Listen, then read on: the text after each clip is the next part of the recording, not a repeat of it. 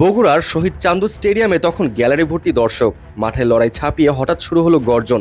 কোনো বাউন্ডারি বা উইকেটের জন্য নয়, বরং হাজার মানুষের কণ্ঠের সমস্বরে একটি নামই বেজে উঠছিল, সাকিব সাকিব। দীর্ঘ সময় পর বিসিবির অফিসিয়াল পেজ থেকে যখন সেই গর্জনের ভিডিও পোস্ট করা হয়, তখন খটকা লাগাটাই স্বাভাবিক।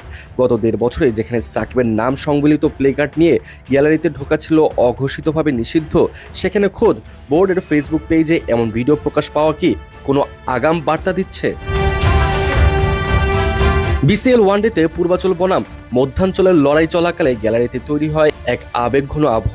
কেউ উঁচিয়ে ধরেছেন প্রিয় তারকা সাকিবের ছবি, আবার কারো হাতে লেখা I miss you Shakib 75। BCB তাদের পেজে সাকিবকে নিয়ে এই ভিডিও প্রকাশ করার মাধ্যমে কি তাহলে কোনো আগাম বার্তা দিল? তবে এর পেছনে রাজনৈতিক ও আইনি মারপ্যাচ আছে বেশ জটিল। বিশেষ করে দেশের অন্যতম রাজনৈতিক কেন্দ্রবিন্দু হিসেবে পরিচিত বগুড়ায় যখন সাকিবের পক্ষে স্লোগান ওঠে, তখন বিষয়টি আর কেবল ক্রিকেটের মধ্যেই সীমাবদ্ধ থাকে না। সাকিবকে জাতীয় দলে ফেরানোর ব্যাপারে বিসিবির নীতি নির্ধারকদের অন্দরমহলে এখন অন্য হাওয়া বইছে। গত 24 জানুয়ারির বোর্ড সভায় তাকে ফেরানোর বিষয়ে সবুজ সংকেত দেওয়া হয়েছে এবং কি আগামী মার্চে পাকিস্তানের বিপক্ষে 3 ম্যাচের ওয়ানডে সিরিজেই দেশের জার্সিতে তাকে দেখতে পাওয়া যেতে পারে বলে ইঙ্গিত মিলেছে। এই আশাবাদের মূলে রয়েছে স্বরাষ্ট্র মন্ত্রণালয়ের একটি ঘোষণা। 5 আগস্ট পরবর্তী মামলাগুলো যাচাই বাছাই করার যে আশ্বাস দেওয়া হয়েছে, তাতেই সাকিবের ফেরার পথ সুগম হচ্ছে বলে মনে করছেন গেম ডেভেলপমেন্ট কমিটির চেয়ারম্যান আসিফ আকবর।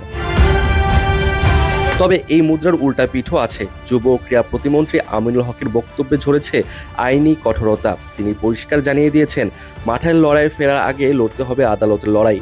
আওয়ামী লীগ সরকারের সাবেক এই সংসদ সদস্যকে আইনি প্রক্রিয়ার মাধ্যমে নিজেকে নির্দোষ প্রমাণ করতে হবে। এই একই ভাগ্যলিপি মাশরাফি বিন মুর্তজার ক্ষেত্রেও বরাদ্দ। 5 আগস্টের পট পরিবর্তনের পর গত অক্টোবর থেকে আন্তর্জাতিক ক্রিকেটে সাকিবের পদাচরণ না থাকলেও বিদেশের ফ্র্যাঞ্চাইজিগুলোতে তিনি ছিলেন নিয়মিত মুখ। বোর্ডের আকস্মিক এই সুর নরম করা এবং সাকিবের পক্ষে জনজোয়ার নতুন করে প্রশ্ন তুলছে। যে নাম এতটা দিন অনেকটাই ব্রাত্য ছিল, সেই নামই এখন বিসিবির প্রচারণার রসদ। বিসিবি কি তাহলে তাদের সোশ্যাল মিডিয়ায় এই পোস্টের মাধ্যমে কোনো ইঙ্গিত দিল সাকিব ভক্তদের?